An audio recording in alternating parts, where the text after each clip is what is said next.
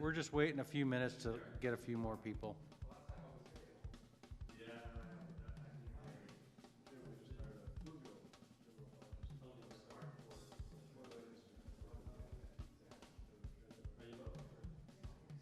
You hired a two-wheel geomorphologist?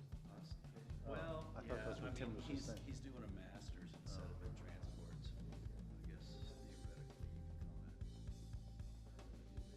I don't know what that is. Doesn't it? River shape of rivers. Okay, so it's the movement and yeah. So yeah, I think his which he's not finished with yet, he's almost finished. It's got something to do with the movement of sediment in the San Joaquin River. I was sitting in his office today, and he's got a poster board of it, like from some conference, but I didn't take the time to read it. I'll have to read it next time. You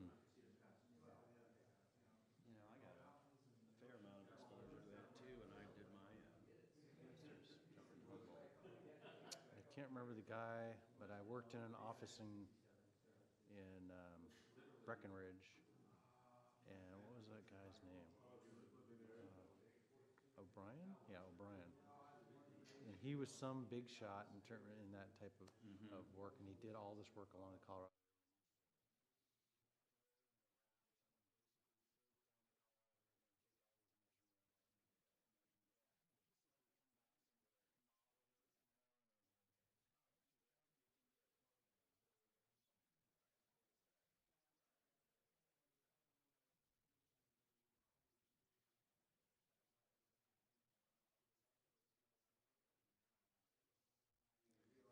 Test, no? Test. Can you hear me? Okay.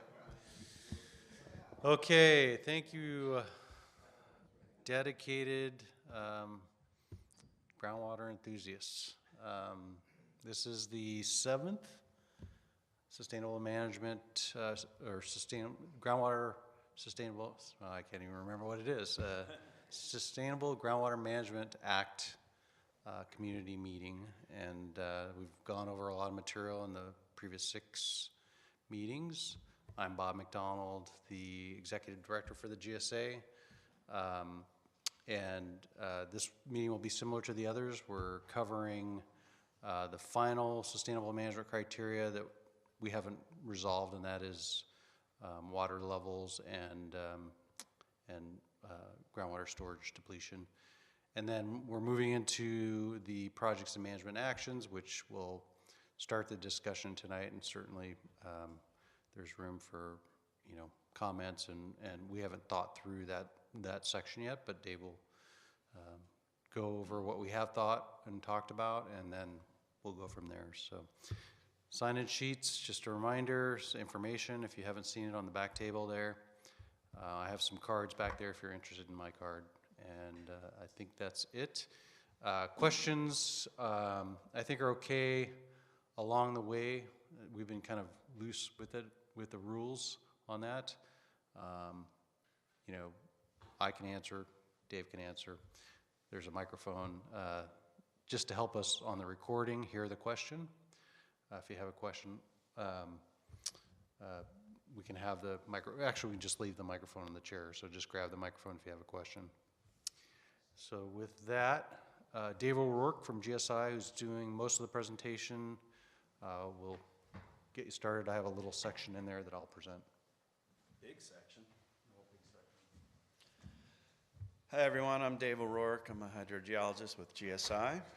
Going to talk about the wrap-up of the Sustainable Management Criteria section of the Groundwater Sustainability Plan, and then launch into the projects and management actions. So just an outline of what we're going to cover.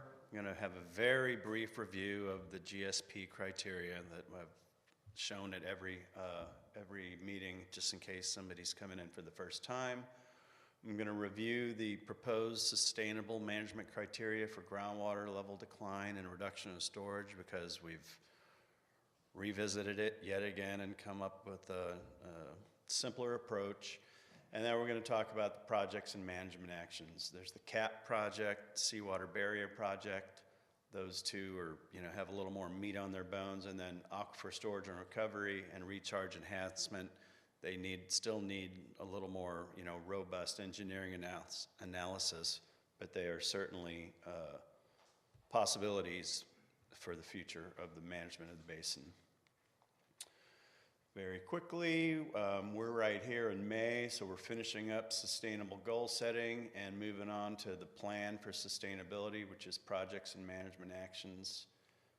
Implementation will be covered at the next meeting, and that'll be pretty much it for the public meetings, I think. And then in the fall, we'll be compiling the actual document, providing it for public comment, and then ultimately getting it approved by the GSA board and submitting it to DWR. The goal is defensible plan. That's the watchword. So we don't want to do anything too risky. We want this thing to be accepted.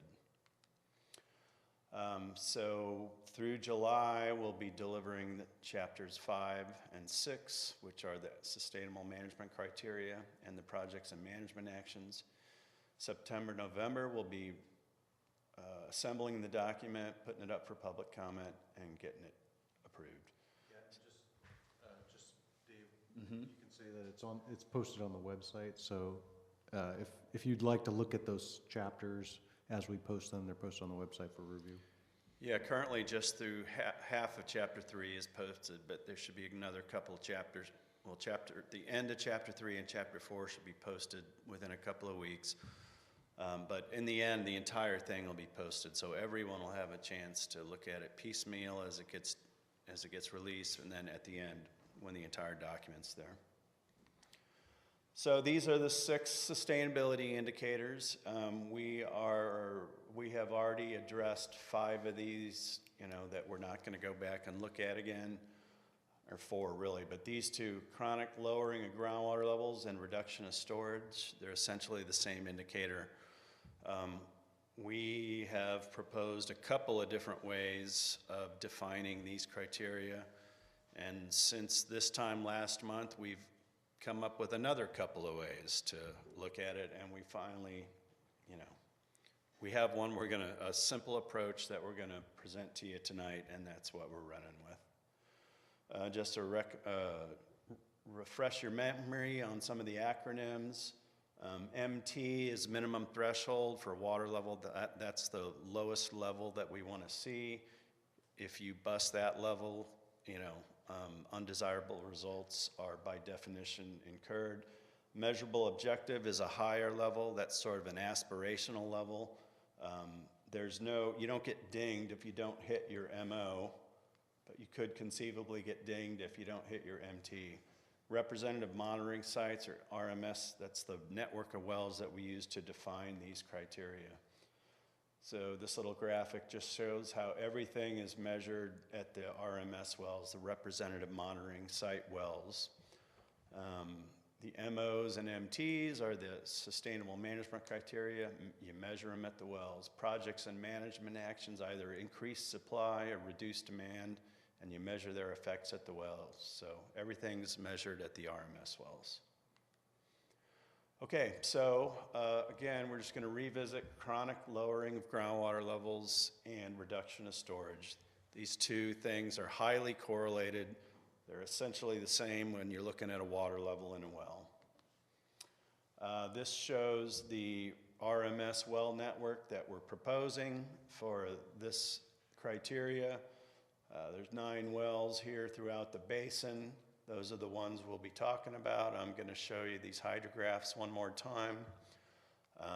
We do have a couple of data gaps that we recognize. We haven't selected any wells in Ventura County or over here near the boundary with Montecito.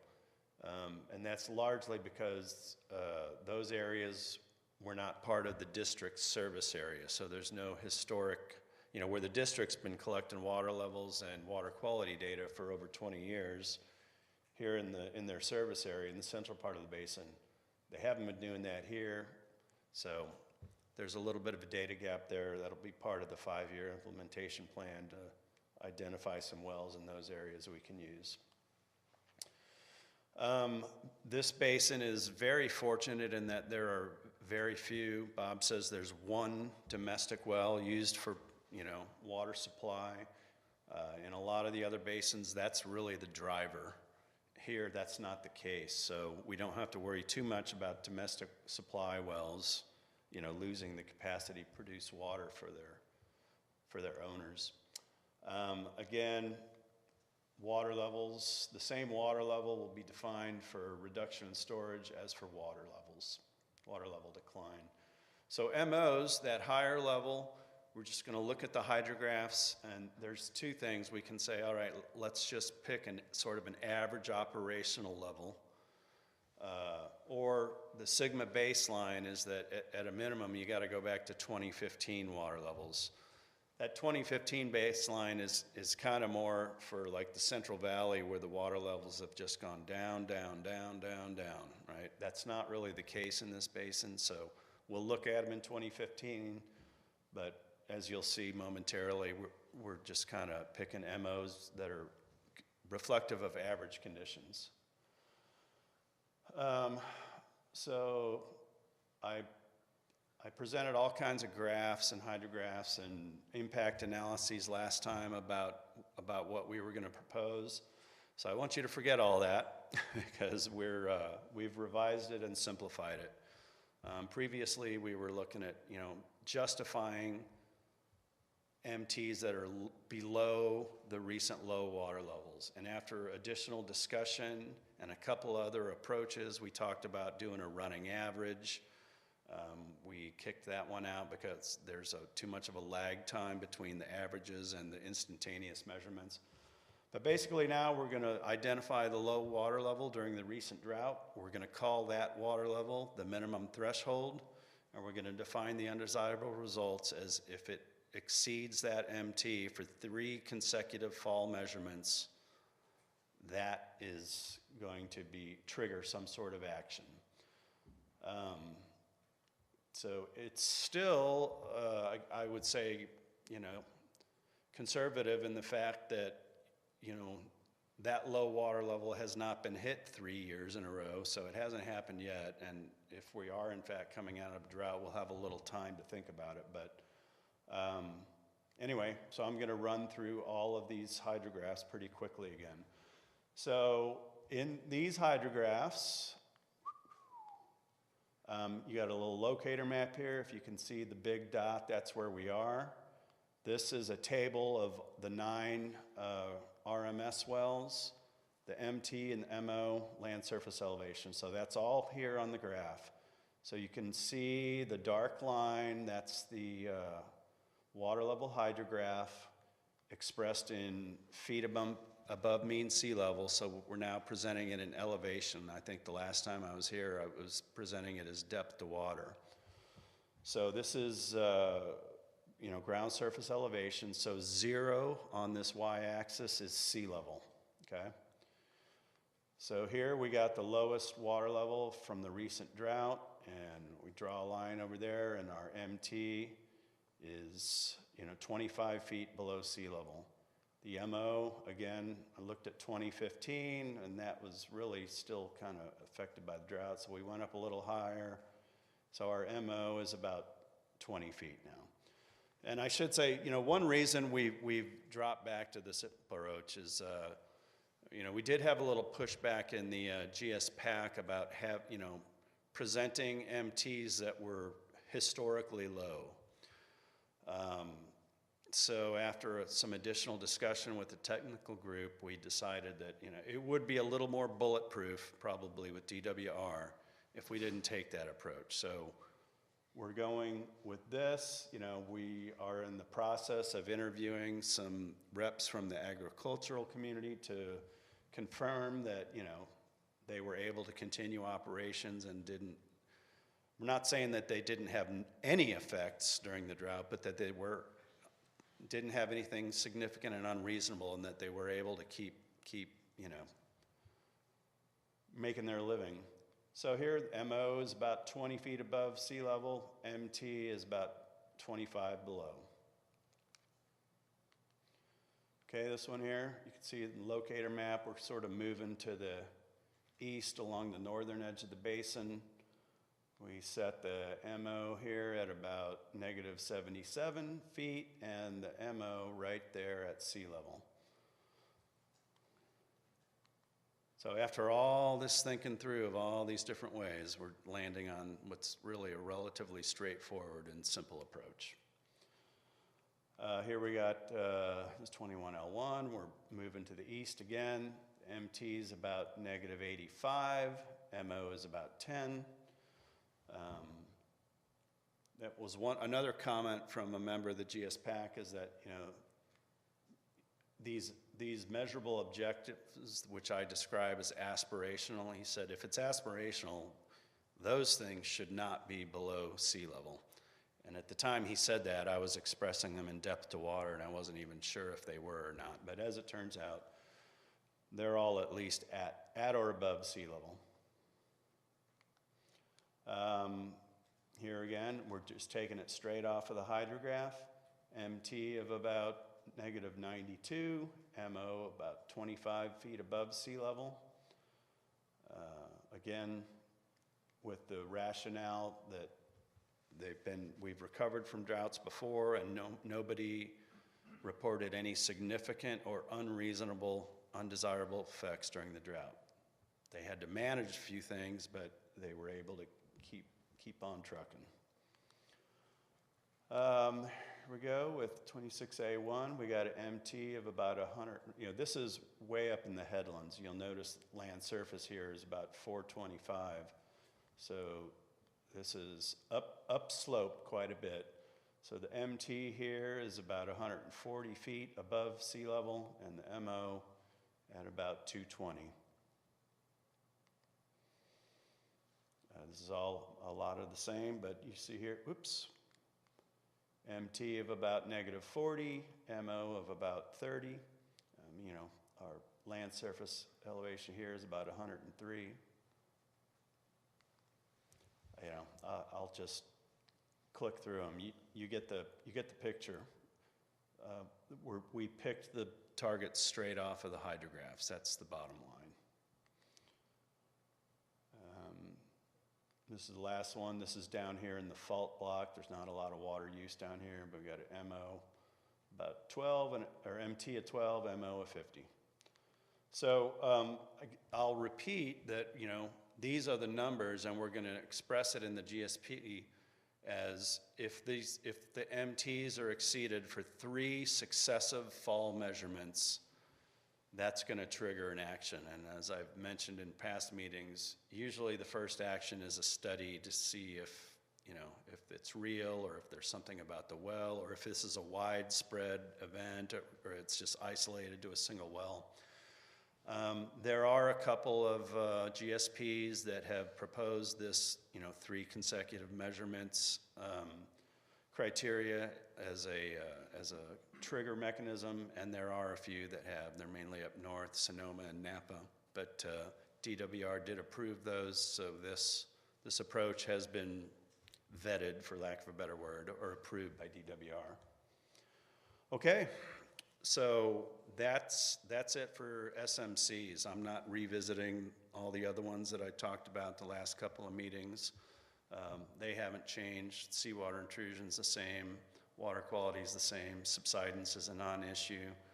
And surface water groundwater interaction, I won't say it's a non-issue, but it suffers from some data gaps that might need to be addressed during implementation. So now I'm going to move into projects and management actions. These are the primary potential projects we'll be discussing. The Carpinteria Advanced Purification Project, the CAP project, uses treated wastewater for aquifer recharge. This project is happening.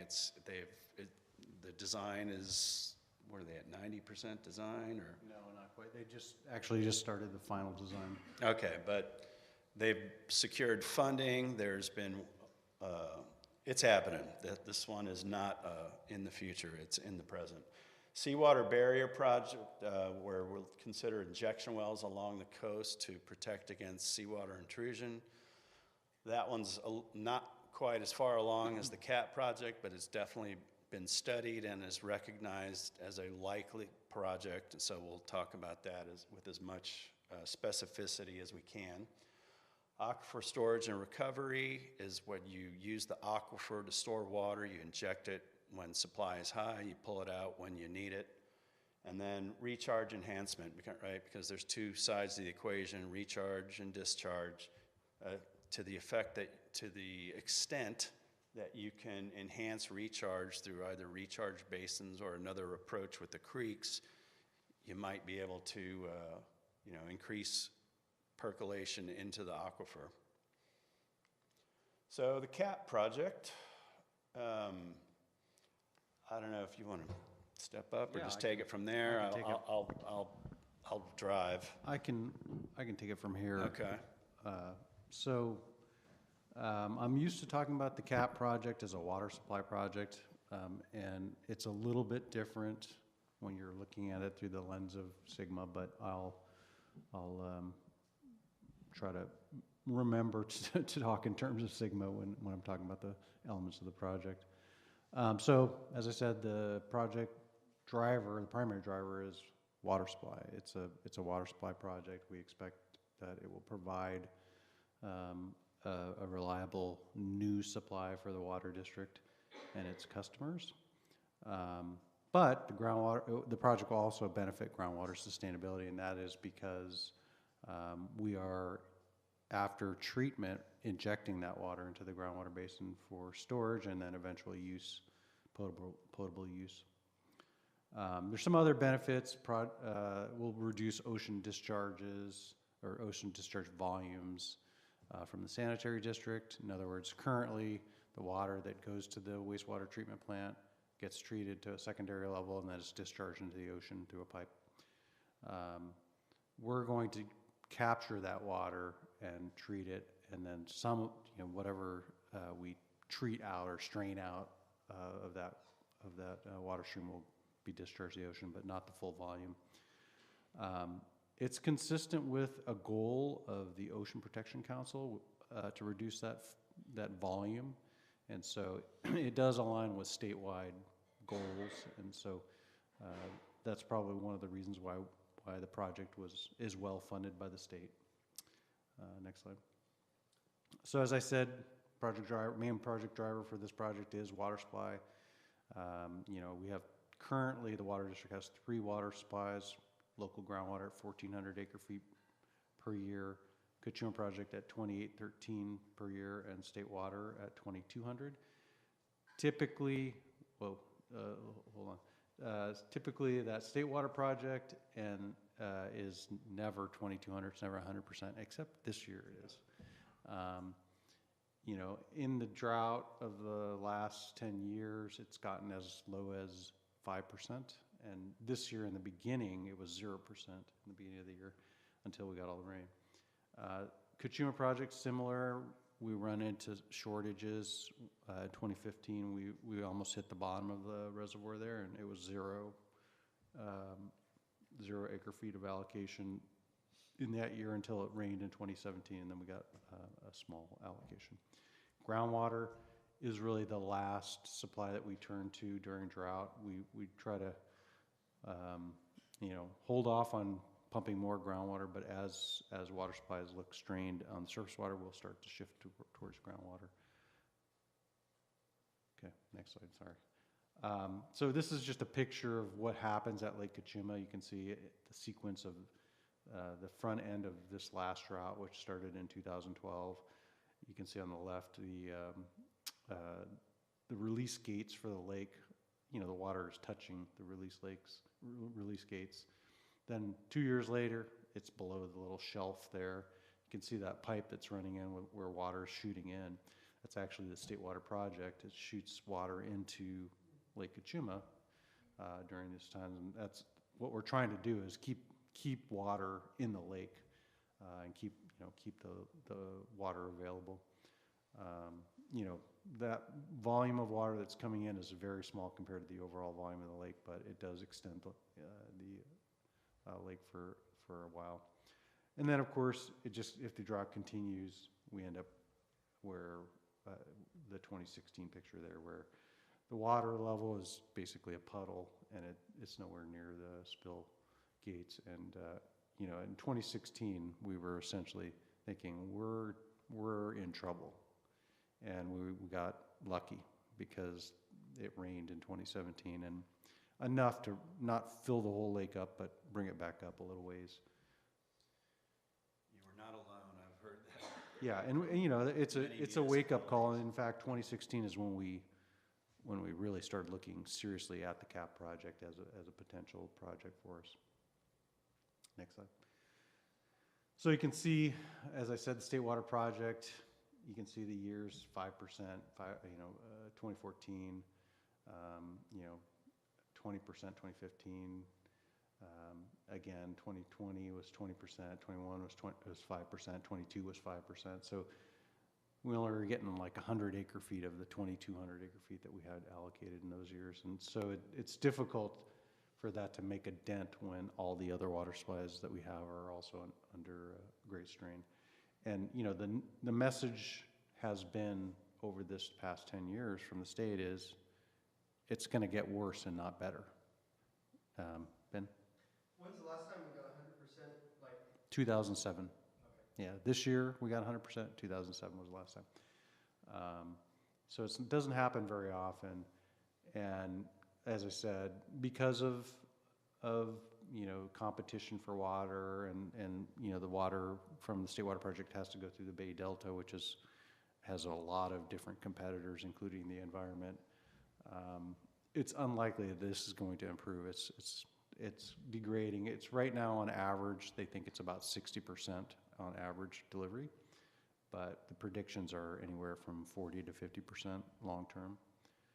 So this, you know, this supply is going to decline in reliability as we've seen it do already.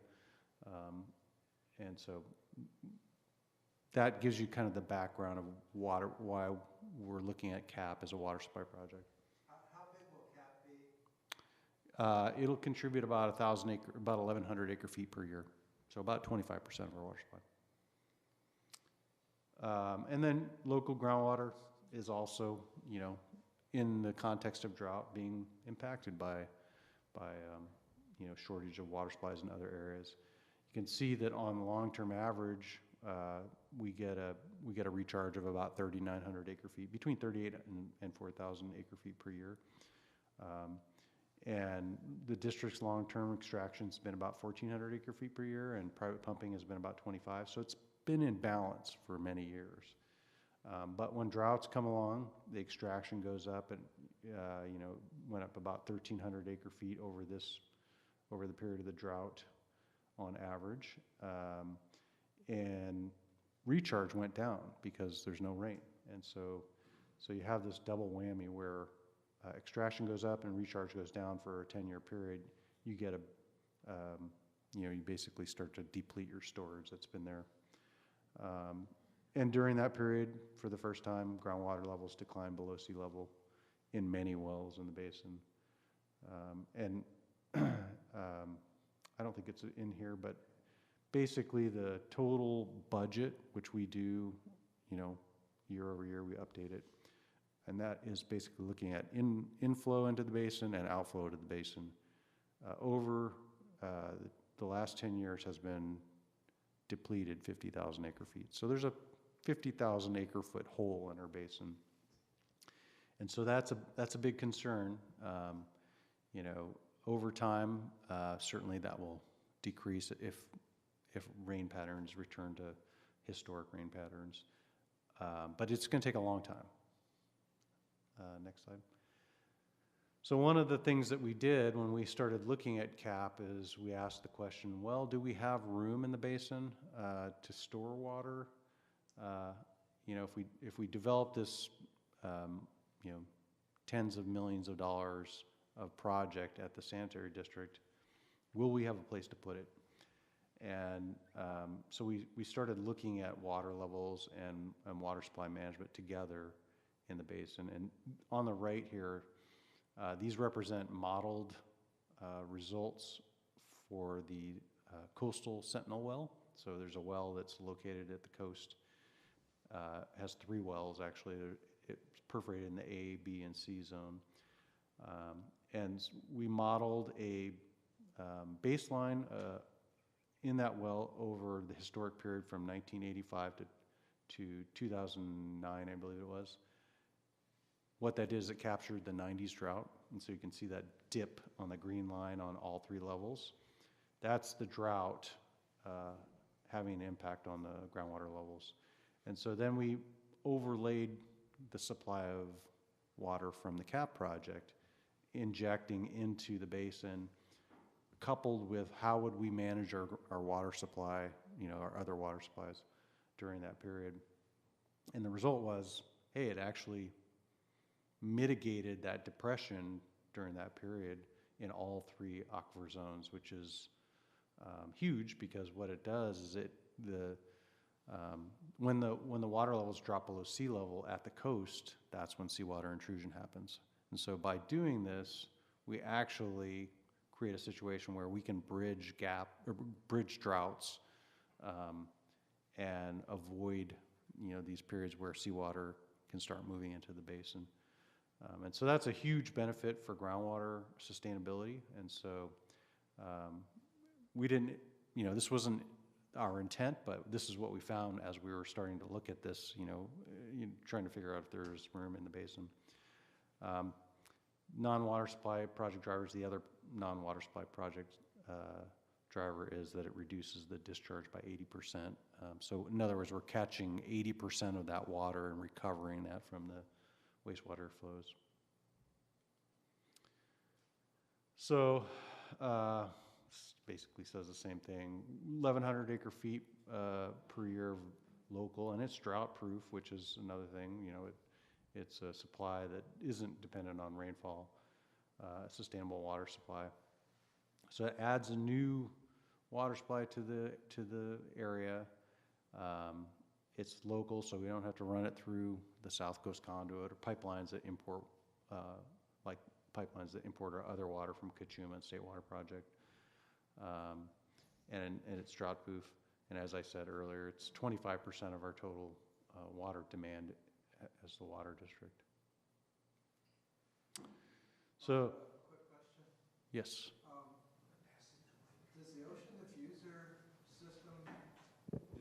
Does the ocean diffuser system continue to work when the volume is dropped by 80%? Yeah, so the ocean discharge pipeline does still work. We had to modify it slightly to have different valves, duckbill valves basically, that keep the velocity at a certain rate. The objective was to have diffusion as we discharge the higher concentration waste into the ocean. What we wanted to do is spread out quicker so that before it touches anything, it actually dilutes itself, which we were able to achieve with these valves. So the project history, it's interesting. In 1990, the sanitary district and the water district were considering a recycled water project during the 90s drought. It was actually not Carpinteria Water District, it was Montecito Water District. They had approached Carpinteria Sanitary District and said, hey, we want to pay for a project, and we would exchange water with the Carpinteria Water District, and Carpinteria would receive the recycled water.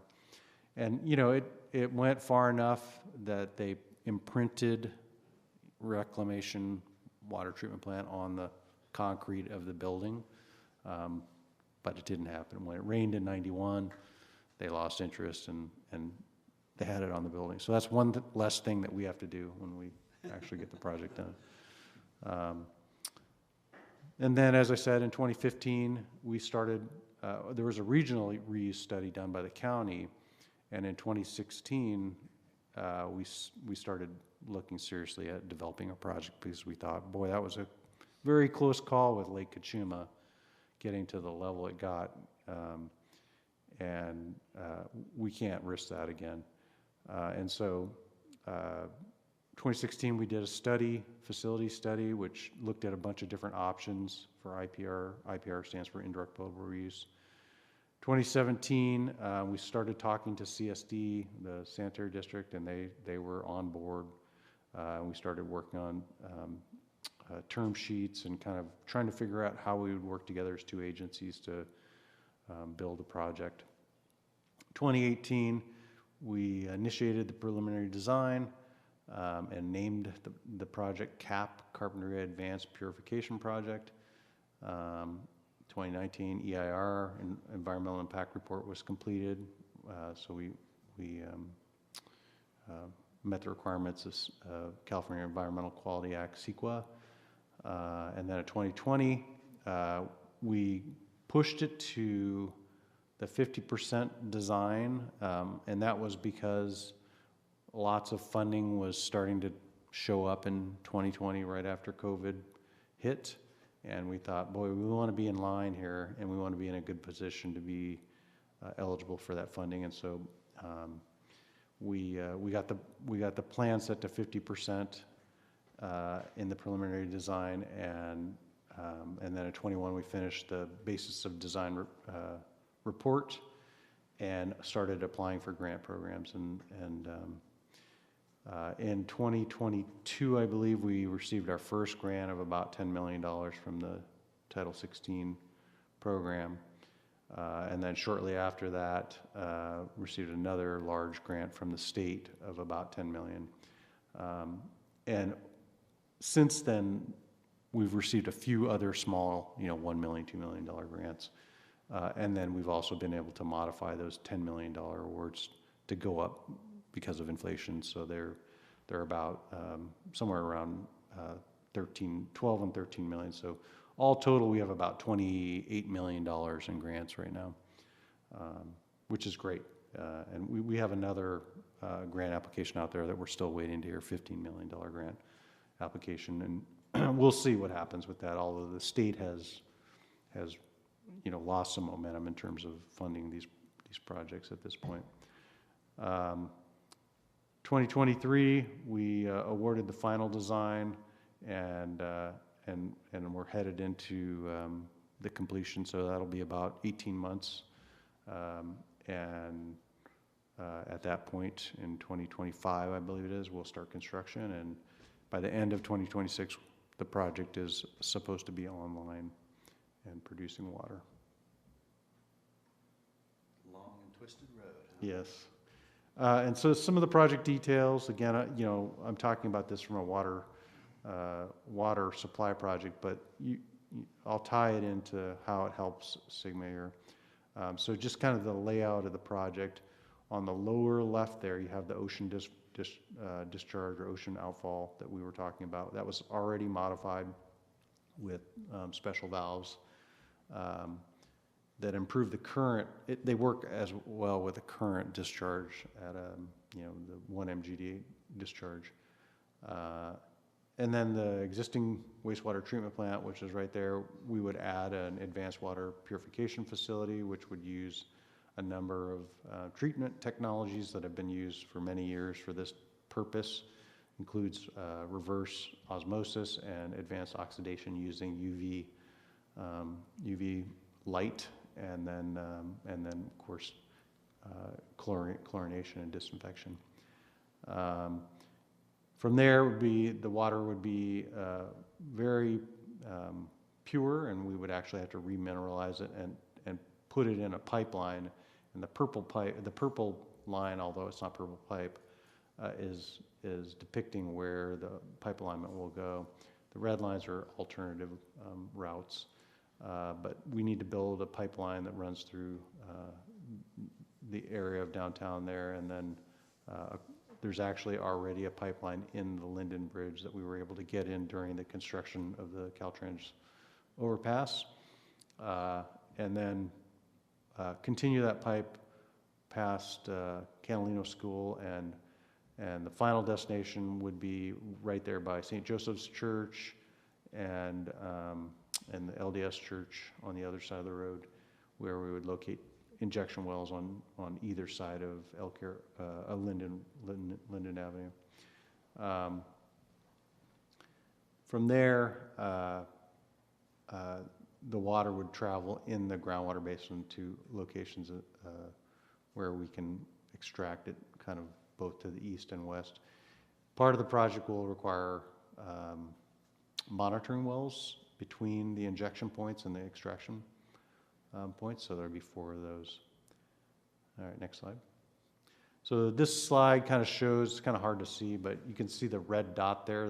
Those are the injection points, and those little red and yellow patterns are actually tracers that we modeled through our groundwater model to see where the fate of the water would be if we injected it. And you can kind of see that they travel along a line, and the line goes between the injection well and the district's existing municipal well. On the left there is headquarters well, and on the right is El Caro well and El Caro Park. And so between those injection points and those extraction wells, there's 2 monitoring wells each in the hatched areas. And what those do, they help us show the state that the water quality is safe and before it gets to our extraction well. And so, you know, in the very off chance that there's a problem, we'll detect it at one of those 2 wells, one of those 2 monitoring wells before it gets to our extraction wells, and we'll stop the project and, of course, investigate and figure out what's happening or why it's happening and fix it. We don't, of course, anticipate that. You know, we're along the treatment plant, and before we pump it to these injection wells, we're also testing it, so we have a very good idea of the water quality. Mostly what these monitoring wells are meant to do is detect changes in the geochemistry of the basin. So if you're leaching something out that's not desirable, and you'll detect it and be able to adjust the chemistry of the water. Probably worth mentioning, these yellow lines indicate 6 months of travel time, and that's a really key parameter when you're permitting these things with DWR and Division of Drinking Water. You know, you have to have at least 4 months of travel time, and so this shows 6, and they're really not even close yet to the extraction point. So Right. there's plenty of factor of safety here. Yeah, so you can imagine it's going to be, you know, a year, you know, based on this modeling, it's going to be a year before we actually see the water molecules that we've injected. So partnerships, as I said, you know, back in 2015, Carpinteria Sanitary District and the Water District got together and started talking about how they would do the project, and we've been working on it since. And so we have that strong partnership. They're in 100%. We also have been talking to Montecito Water District because they, of course, thought the same thing in 2016 that, oh, we need to come up with a new water supply. And they did. They joined the desal project in Santa Barbara, but they're still very interested in building a recycled water project in Montecito at Montecito Sanitary District, but they have no groundwater in which to store that water. And so they've been talking to us about, you know, partnering with a project, and we've been listening. I haven't made any decisions, but have indicated that there may be opportunities for both agencies to be able to benefit from a joint project. And so that's something that is on the books but has not moved forward as of now. And then, of course, the Carpinteria Water District and the CGSA are partners on this project because the CAP will support the common goal of groundwater sustainability. Synergies, I think, you know, of all these, there are lots of different benefits to the project, but I think, like I said, CAP will support the issue of groundwater sustainability with respect to seawater intrusion. As I mentioned back on those graphs, you know, using a project that's already going to be built for water supply, we can have benefits that will accrue to the groundwater basin. Some of the other benefits will be higher groundwater levels in the basin, which help, you know, lift costs when you're pumping. You know, the water is going to be cleaner, and so while it may take a long time, it's actually an input of higher purity water than the water that comes from Cachuma. And again, you know, one of the things that is more of an indirect benefit is that the water district will be relying on that water, and so it will. So more than likely, it won't take groundwater in the same patterns, you know, in drought. So that'll benefit the water levels as well. So the cost of the project, again, this is sort of not part of Sigma, but just to give you an idea of where the costs for all of the parts of the project are. So we spent $2 million so far. Total projection by the time we finish the design will be 5.3, and then you add on the construction part of that, you get 48 million, and then we, as I said, we've spent $2 million already, so about $50 million all in. Again, we have nearly $28 million in grants, so a little bit over half will be in grant funding. As I said, we hope to get a little bit more before it's all over, and then you know, these numbers will be adjusted as we move to the final design, but this is kind of where we're at. So that's it. Yeah. So you can see there's a lot of meat on the bones of that project. They've already done a lot of analysis, a lot of design. That train is going down the tracks. The seawater barrier project is a little less certain at this point. There is one well, the C-Zone Sentinel well, that's shown indications of seawater intrusion since about 2020. So it's recognized as a potential issue that could affect the management of the basin. This is just sort of a conceptual diagram of what seawater intrusion is. You start off, this A zone is, the water level surface is above the ocean, fresh groundwater in a confined aquifer, and there's always some sort of mixing zone if your aquifer strata, touch the ocean. So under, no development conditions, this stays where it is.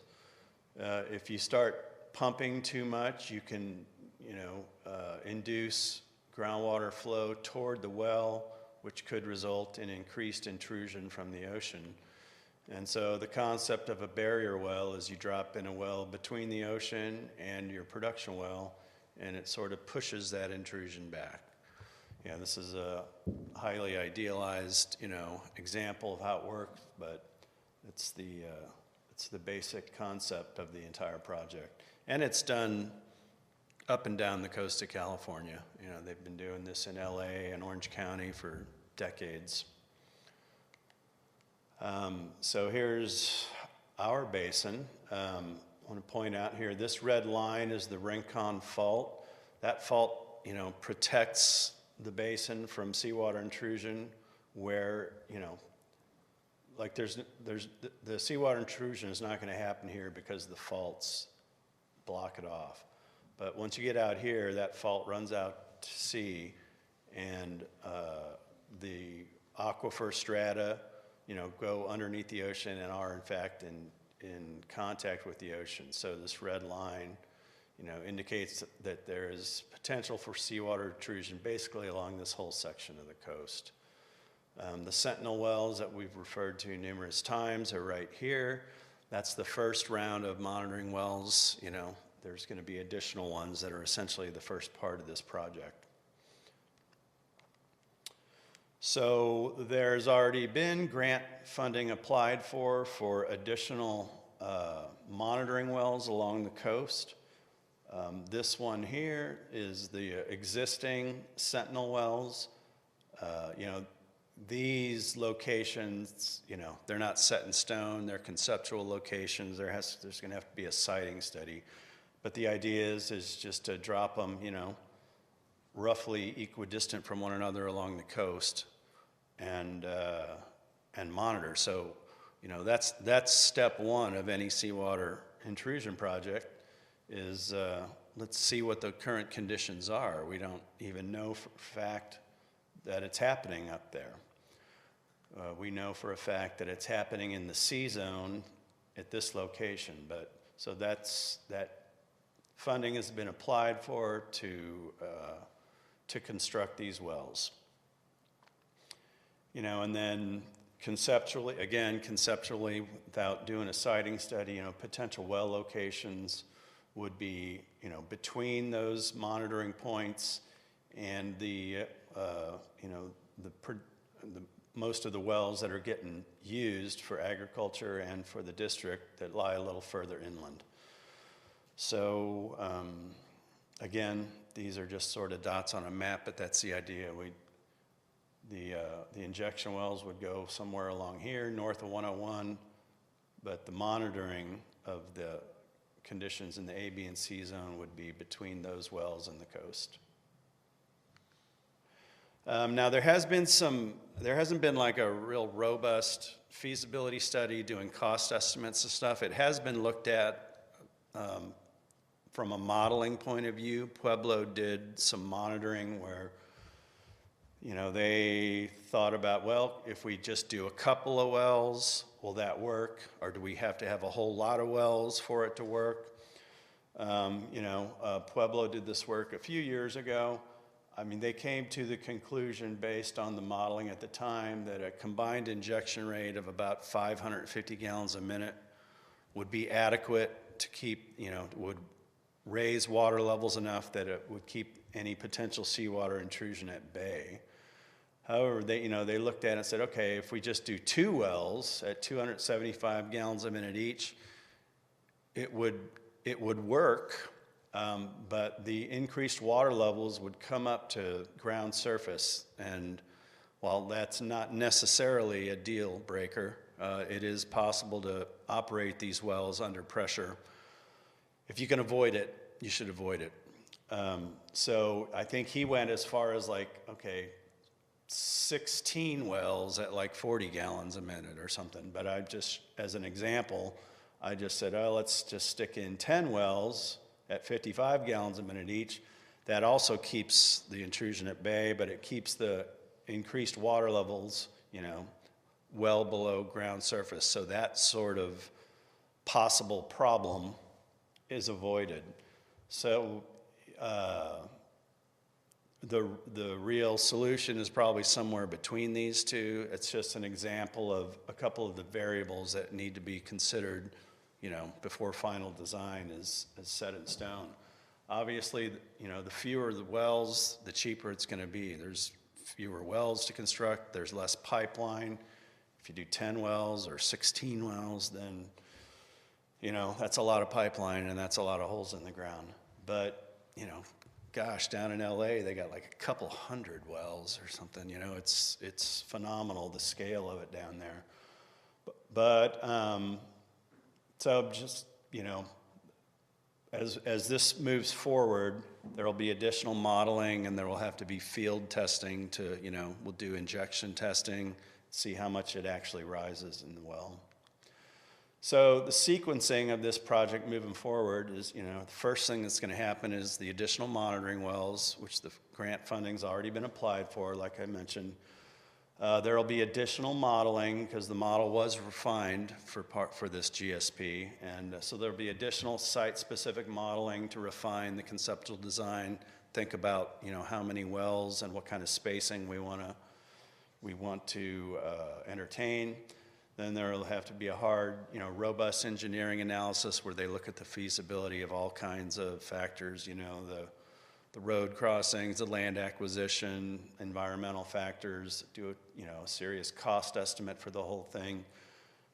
Was talking to Bob about, the costs of just the wells, and, the wells for the CAP project are estimated to be about $2 million a piece. And that sort of is in line with my recent experience. I had a well project recently. There were municipal wells. They weren't as deep as these, but they're bigger around because they're designed for production. And 3 of those were about $2 million. So $2 million a pop is probably reasonable. And once the engineering analysis is done, probably develop a pilot well, do some field testing on that before final design is implemented. So that's the idea. Again, it's not as far down the tracks as the CAP project is, but seawater intrusion is recognized as an issue in the basin, so there will certainly be more work on it in the future. Dave, question? Mm-hmm. In the modeling work you've done so far, did you look at the effect of moving the injection wells closer or further back from the ocean? I'm just wondering what the effect is. First of all, I didn't do the modeling. It was Pueblo and Robert Marks that did it. No, I think his was mainly along the line, conceptual line that I identified, and he was mainly looking at spacing between wells and number of wells. I don't think he moved it back and forth too much. I could see where the closer you get to the ocean, you start to lose more and more of the, you have a freer flow path out to the ocean, and so you might lose more of your barrier effect, if you will. Whereas if you move further back from the ocean, you might have to, it might not be as effective and you might have to inject more. So I can see sort of a trade-off. Yeah, there's, as always, right? You're looking for the sweet spot. But, you know, that's exactly the type of thing that would be looked at in additional modeling. Yeah, can I get the speaker? I'll also mention that, you know, it's assumed that you lose half of your water in a project like this. In other words, half of it goes to the ocean where you can't really expect to recover that. You know, the kind of conceptually, if you think about it, the highly permeable layers that are in the basin, they run, you know, out and past the shoreline and underneath the sea, and then they pop up in the ocean. So you can imagine those are kind of like conduits that run out to the ocean. So you're basically pushing water in those conduits toward the ocean. And so at some point, you're right, the resistance gets less and less and less, and you can't mound actually a barrier there. But I think the effect is that you're keeping pressure on those conduits so that the seawater doesn't advance back into the aquifer. Okay, now I'm going to talk quite briefly about aquifer storage and recovery, just sort of conceptually for those of you that aren't familiar with the concept. The idea of ASR, or aquifer storage and recovery, is that when in times of high supply, you inject water into the aquifer and use the aquifer as a reservoir, just like Kachuma, you know, picks up the river flow. When you've got the availability, you can put it into the ground, and then later when you need it, you pull it back out. It's relatively simple in concept, a little bit more complicated in implementation, but you know, it can be used at various time scales. You know, you can do it seasonally, where if you regularly have the availability in the winter, you can inject in the winter, and then when you know you're going to have increased demand in the summer, you can pull it out then. I've worked on projects where it's much longer recovery cycle. They just bank and bank and bank and wait for the droughts, and then they pull it out, you know, as much as they can. So this is just sort of a block diagram showing as you inject this, you know, it creates sort of like a bubble when the injected water goes out from the well. You know, this makes it look like there's a really sharp, you know, interface between the injected water and the in situ groundwater, but really there's a mixing zone. But that's the idea. You generally create a bubble of the injected water and then pull it back in. And so this is like at an individual well. You're injecting, you're pushing out the native groundwater and creating a bubble of the injected water, and then in the summer or whenever you recover it, you pull it back in, you're pulling that bubble back in. This has been evaluated in the past by the district, sort of on this conceptual level, but when they were looking at it, they were thinking of using wells that are now dedicated to the CAP project, so they're kind of mutually exclusive. But it's still a perfectly valid project to propose, you know, for the future, if need be. I'd say it's another step removed as far as certainty after CAP and seawater barrier, you know, but it could be done. They do it up in Goleta. They don't use it very often, but every time Kachuma spills, they try and put as much as they can into the ground. So they only do it about every 10 years or so, but they have the infrastructure to do it. So I don't have anything more specific about that. It's just, you know, we're including it as an option in the projects and management actions chapter, you know, as, you know, potential part of the toolkit that could be used in the future. And if I didn't mention before, I'll say it now, you know, it's important, or it's, you know, you should put these projects in the plan, because a lot of times grant funding is dependent on them being in your plan. So while we won't drill down too deep on the details in this one, we're going to put it in case some funding comes available in 3 or 5 years or further down the line. Dave, I have just a quick comment. I wonder if thought has been given to the ability to scale up CAP. You have a purification system right in the sewer district in close proximity to Carpinteria Creek.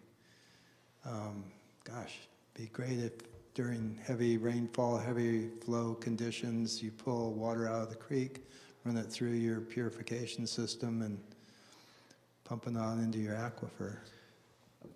It's lots of times the constraint is how much the treatment plant can handle at a time. So one of the things that happens during wet events is you get infiltration into the collection system, so it by default actually increases the flow rate into the treatment plant. So that happens, and so the constraint becomes the capacity of the collection system. But really, one of the things that we have been looking at along those lines are dry weather flows in creeks. So Franklin Creek, for example, has a lot of flows that are highly, I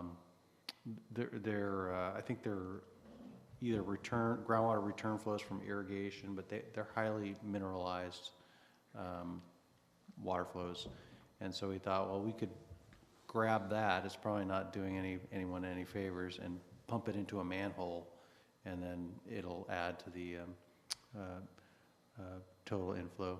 We also were looking at bringing in more greenhouses, because right now the collection system for the CSD is mostly suburban discharges, and so we thought, okay, well, makes sense. You know, these greenhouses are, although they're farming operations, they do have sort of an industrial leaning in terms of water that gets discharged back into the environment. We could collect that water, use that.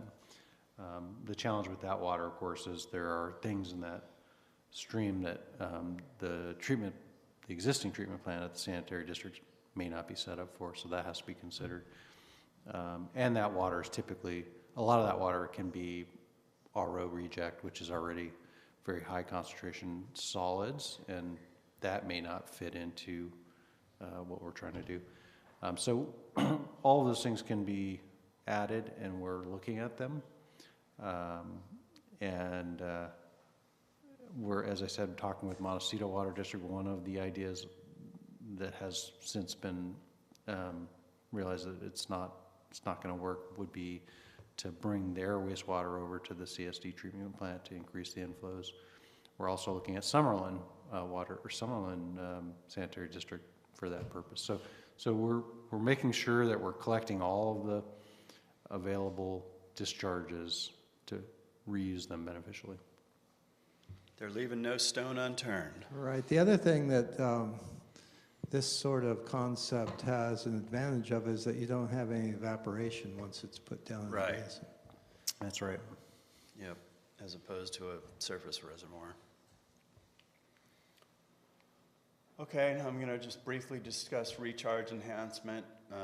Really haven't mentioned much about this to date, but it was brought up by a member of the GS PAC. Right, there's two sides of the equation, right? Recharge and discharge. Discharge being pumping, but if you can increase recharge, it could help. You know, could help bring you into sustainability. So the two ways that you generally do that as far as projects, well, first one is recharge basins, and recharge basins are, you know, they're in every GSP just because it's a simple thing to propose. You know, the concept is clear, and it's well documented that it works, and it's basically when there is source water available, you direct it to a recharge basin. It's just a basin that's designed to percolate that water and help recharge the aquifer.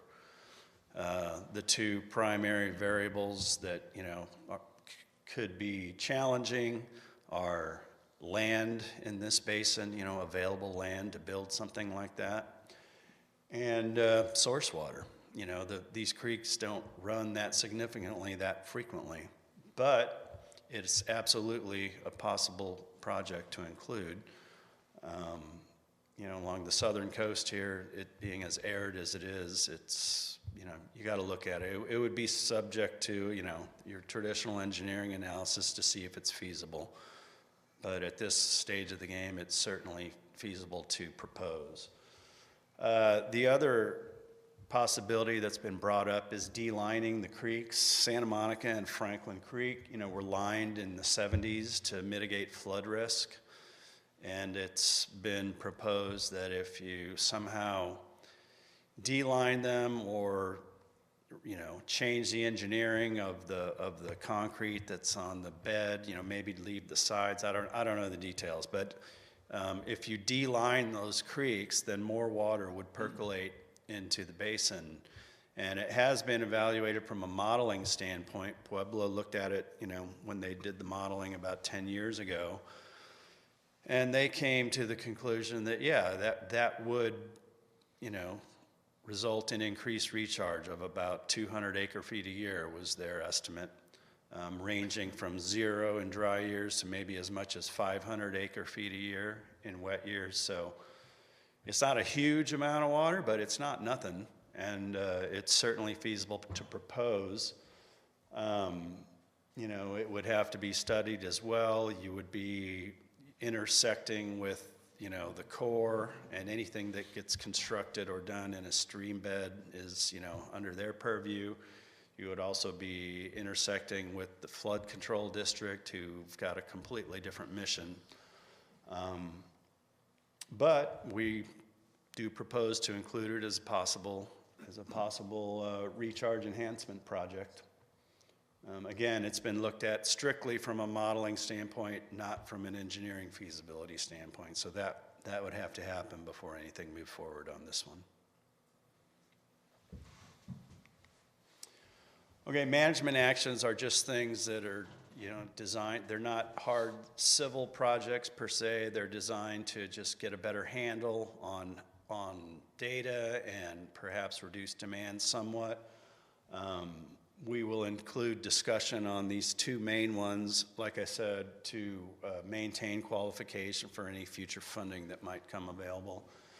The two that we, will certainly include is, technical assistance for conservation and efficiency, primarily for agriculture, but it could be for municipal and domestic uses as well, and a look at well metering. We don't know that all wells need to be metered, but we'll have, they're talking about some hybrid approaches where maybe just some are metered, and so they get a better handle on different sizes of operations and what have you. But we will include some discussion on these management actions so that we can grab that money if it comes available in a couple of years. All right, so today was the last presentation on the sustainable management criteria.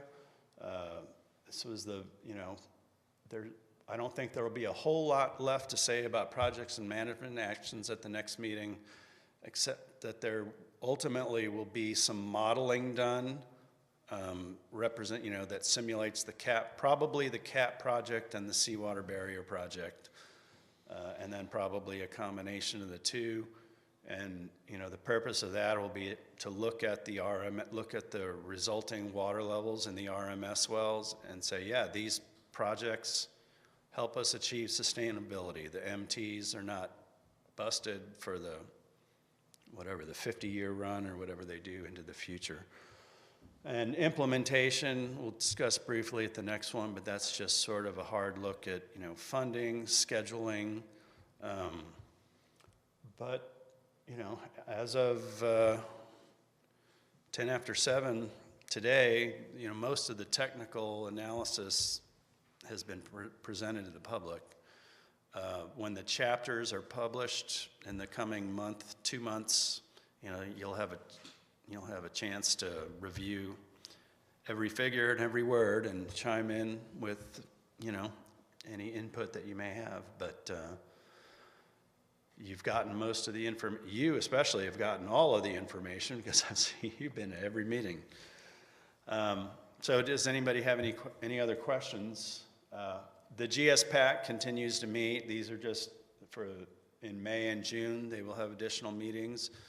And I will say, you know, that these meetings, you know, have changed our approach to some of the things. You know, the coming off of the MTs that were lower than the recent lows. You know, that came about as a result of the GSPAC meeting. So, you know, these stakeholders that are donating their time, they're really, you know, helping produce a better plan in the end. So, anybody have any other additional questions? Go ahead. Yeah, behind you there. Yeah, behind you. Yeah, back to the cap, I was just curious when you were talking about 80% of what is currently going out to the ocean being harvested, what's up with the other 20%? Why not go for all 100? Well, one of the things that you run into, so they call that, I forget what the term is, I think it's a ultra high efficiency recovery plant, and you can do it. You can get up to like 94% or something like that. But the waste stream with that becomes problematic because it's no longer a fluid. It turns into sort of a paste. And so then you have this paste that you have to handle and get rid of, and it just becomes much more difficult to run a plant like that. And so we looked at it and we made the decision that we probably don't want to go that route. Yeah, keep in mind, you know, what the process takes the water and makes it pure, so you have a brine line that's a reject line, and you have to dispose of that. I did have maybe a question, comment. I know the answer, but I'll ask it. And that is, if a project's listed in the plan, does that mean we're going to do it? No, it does not mean that you are committed to doing it. You know, the implementation plan chapter will lay out the process for the next 5 years. So, you know, yours will be, yes, the CAP project's happening, a little more work on seawater barrier. It does not, no, it does not loop you into having to do ASR or having to do the creek delining or anything like that. Right, and so this kind of goes to, you know, it's more of a strategic look ahead as, okay, how do we meet the goals of the plan being sustainability? Here are a few projects that we think will work, but more study has to be done. In the case of CAP, it's already kind of got some other drivers that are pushing it forward. You know, it's going to be likely done in a water supply project, but it does have groundwater benefits. It may be that project's enough. You know, we may be able to demonstrate that if we put this project in, it's going to change the groundwater picture in such a way that we meet the sustainability based on the criteria that DWR has set. It may be that it's not quite enough. And there's in our technical group, there's lots of guessing going on. Oh, it will be enough, it won't be enough, you know. And so we'll just have to do the modeling and do the work to find out. But again, I think what Dave was saying is important is that we identify it in the plan. It's eligible for funding under the groundwater SGMA. The state's very motivated to make sure that these basins all, you know, reach sustainability after 20 years. So I think, you know, we're not holding back. We could add more projects, and there may be projects that arise in the comment period and in the GSPAC meetings that we'll include. Yeah, he mentioned it's good to keep in mind this is a 20-year timeline. You know, this doesn't have to be done by, you know, the year after next. You know, groundwater moves slow, the aquifer response is slow, so, and the GSP has to be updated every 5 years. And the so- statutory requirement under Sigma is a 20-year, so they're giving us 20 years to comply with the requirements of, so at the you know, end of this year, we'll go from 2024, and we'll you know, add 20 years to that, so 2044 is when we have to actually meet all the criteria of sustainability. So projects can be built in that time, a lot more information can be gained, a lot more modeling and thinking can be done, and hopefully in 20 years we'll be there. Mhm. I was wondering if there are any other projects that have been considered that haven't made the cut to be included in the plan. You know, not formally. Again, this is the first, we kind of put down, okay, these are the obvious projects here. You know, we've been over the, you know, last 25 years looked at these projects, and some of them have gotten traction and are moving forward. As Dave said, we actually designed 2 of our municipal wells to be ASR wells, thinking, hey, you know, we have these periods of time where Lake Kachim is spilling, we could take that water and stick it in our basin. But when we started looking at this CAP project, we realized, well, if we start injecting at those wells, it's going to mound up the water levels. It's going to make our CAP injection wells not to be able to inject water. And so, so now we're thinking, okay, well, you know, any future wells we'll make sure and design them as ASR wells. There's actually a well right over, Smiley well right over there, that we're looking at replacing with an ASR well. And so, you know, all of these projects have been around for a while, and so we put them on the list. There are probably projects that we haven't thought about, and maybe even thought about, but we're kind of like, yeah, you know, we haven't really given it enough analysis to come up with a defined project. I think those projects on the end where we D-line the concrete projects, there's a lot of work that has to be done before we do something like that, or do an off-stream spreading basin.